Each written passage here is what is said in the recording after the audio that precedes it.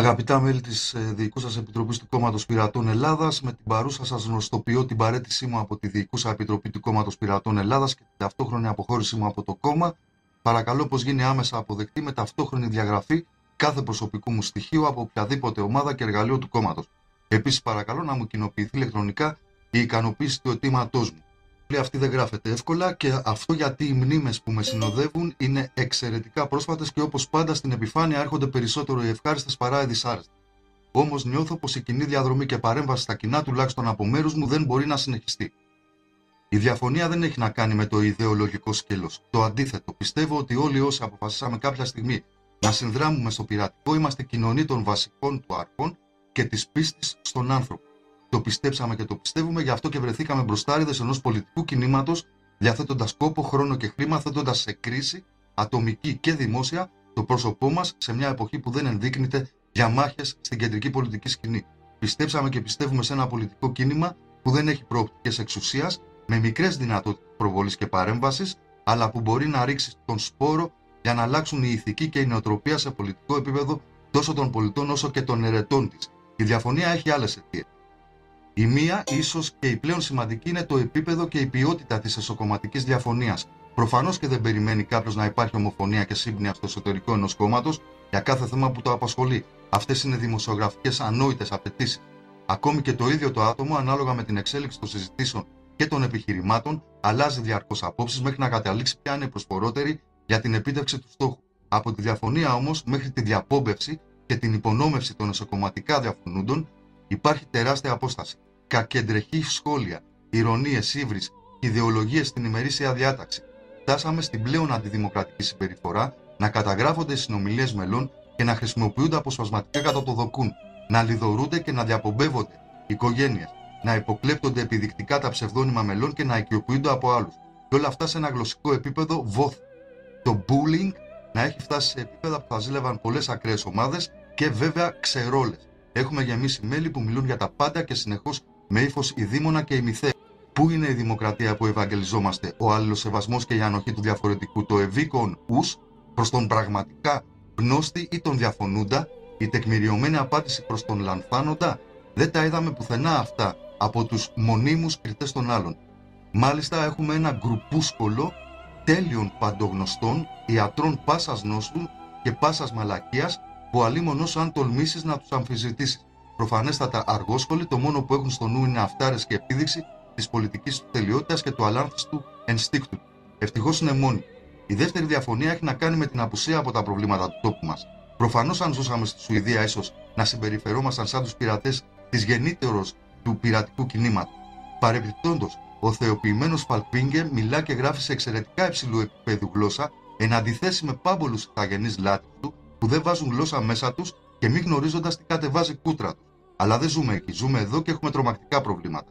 Ανεργία, φτώχεια, υποσιτισμός, υγεία, διεθνείς σχέσεις, μεταναστευτικό, φυγή των νέων στο εξωτερικό, παιδεία, εγκατάλειψη σχολικού περιβάλλοντος, για μένα η χειρότερη και οδυνηρότερη συνέπεια, και εμείς, όσοι αγωνιούμε για τα θέματα αυτά, είμαστε λαϊκιστές. Το πρόβλημά μας είναι το ελεύθερο διαδίκτυο μόνο. Χιλιάδες οικογένειες αδυνατούν να εξασφαλίσουν την ηλεκτροδότηση του σπιτιού τους, άρα διαδίκτυο λιώ. Εμάς το πρόβλημά μας είναι οι πατέντες. Το πλοίο βυθίζεται και το πρόβλημα μερικών είναι η πρώτη θέση. Απόδειξη η δυσχερής μας θέση όταν εμφανιζόμαστε δημοσίως να μιλήσουμε. Αναλωνόμαστε σε γενικολογίες και αριστολογίες. Και μπορεί στην αρχή να αντιμετωπιζόμασταν με συμπάθεια και ανοχή. Αλλά μετά από ένα και πλέον έτος ύπαρξης ζητείτε άποψη. Και εμείς άποψη δεν έχουμε. Εσκεμμένα. Καθυστερημένα συνειδητοποίησα τη στάση κάποιων μελών, γνωστών όλων για τη δημοκρατικότητά τους, είναι εντός εισαγωγικών η λέξη, να μην εμφανιζόμαστε πουθενά και να μην λέμε τίποτα. Εφόσον επιθυμούμε να μείνουμε στις τρεις αρχές και τίποτα παραπέρα, κακώς δημιουργήθηκε το κόμμα και ζήτησε την εμπιστοσύνη των πολιτών. Ας έμενε ένα κίνημα στη λογική πολλών άλλων. Θα ήταν πιο συμπαθές, αποτελεσματικό και ουσιαστικό. Αλλά όταν είσαι κόμμα, έχεις θέση και προτάσεις. Και έχεις και τα κότσικα να αποδέχεσαι τις προτάσεις των άλλων όταν είναι καλύτερες από τις δικές σου. Δεν κάνεις ένα κόμμα για να γίνεις γραφικός. Και τώρα, οι εμένοντες στην τακτική της εξαποστάσεως διακριτικής απολυτικής ρωτούν τι πρόκειται να κάνουμε ως προς το θέμα της αστυνομικής βίας και δει με τους συλληφθέντες του Βελβεντού. Σχιζοφρένεια. Ως συνέπεια, η επιταχυνόμενη πτώση. Μετά τον πρώτο ενθουσιασμό, η κατρακύλα σε διεθνές επίπεδο. Κάπου τους χαροποιεί η στασιμότητα του Σουηδικού κόμματος. Για τα δεδομένα της χώρας τους, ακόμα και οι Σουηδοί πάτωσαν. Οι Γερμανοί που αποφάσισαν να απλωθούν λίγο πέτυχαν πολλά. και έγιναν η ατμομηχανή του πειρατικού. Η πτώση τους έχει να κάνει με τη βιασύνη κάποιων μελών και όχι με το άπλωμα της ατζέντας. Εμείς, αντί να παραδειγματιστούμε και να είμαστε προσεκτικοί στον τρόπο και το άπλωμα του κινήματος, αποφασίσαμε τη δραστική αδράνεια. Και δεν λέμε τίποτα λανθασμένο, αφού δεν λέμε τίποτα. Όπως η ασπιρίνη δεν είναι το φάρμακο για κάθε ασθένεια, έτσι και οι αρχές μας δεν είναι η πανάκια για τα προβλήματα κάθε χώρας. Και εφόσον δεν προσαρμοζόμαστε, αφανιζόμαστε. Η τρίτη αιτία έχει να κάνει με την Επιτροπή Διαιτησίας, όπου τελικά η διαιτησία σημαίνει αυτεπάγγελτη εισαγγελική αρχή, όπου εγκαλούνται όλοι. Όπου εγκαλούνται όσοι εκτρέπονται της κομματικής δεοντολογίας όπως την εννοούν τα μέλη. Σωστά τα αρχικά της. ΕΔ, Επιτροπή Δεοντολογίας, με εξουσία και νοοτροπία επταετίας. Κατηγορούν τη ΔΕ για ιερατείο, αλλά τα μέλη της ΕΔ έχουν μετατροπή για το λάχ του κόμματος. Αλή και τρισαλή σε όποιον λέει κάτι που δεν τους αρέσει.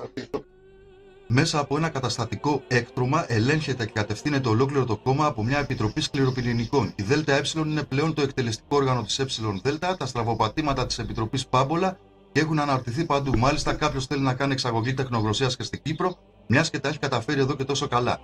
Το τελευταίο συμβάν με τον Γιάννη Μοτσάκο αρκεί για να δείξει τι γίνεται. Βέβαια, με τον τρόπο λειτουργίας της έχει μεταξελιχθεί σε επιτροπή διάλυσης.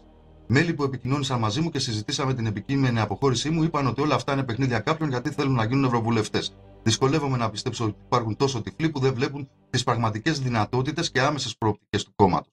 Τότε ας προταθεί κάτι απλό. Όσοι κατέχουν αιρετή θέση στο κόμμα να μην έχουν δικαίωμα υποψηφιότητα σε ευρωεκλογές ή να παρατούνται τις θέσεις τους τουλάχιστον ένα έτος πριν από την προβλεπόμενη ημερομηνία διεξαγωγής του. Τότε θα δούμε πόσο αλήθεια έχει η σκέψη αυτή. Για τα προηγούμενα, αρκεί κάποιος να διαβάσει το φόρουμ και το τι ζητούν τα μέλη του κόμματος, τα ελάχιστα που απέμειναν, αρκεί να μελετήσουμε το ερωτηματολόγιο. Οι μόνοι εγκαταβιούντες του φόρουμ και οι θέλεις των μελών βρίσκονται σε διαφορετικές υπήρους.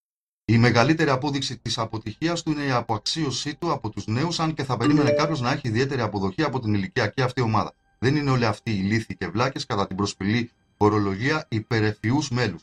Κάτι δεν κάνουμε σωστά. Άρα, τέλος πάντων, η ουσία είναι ότι αυτό το κόμμα έτσι όπως λειτουργεί κατά με δεν έχει λόγο ύπαρξη στην Ελλάδα του σήμερα.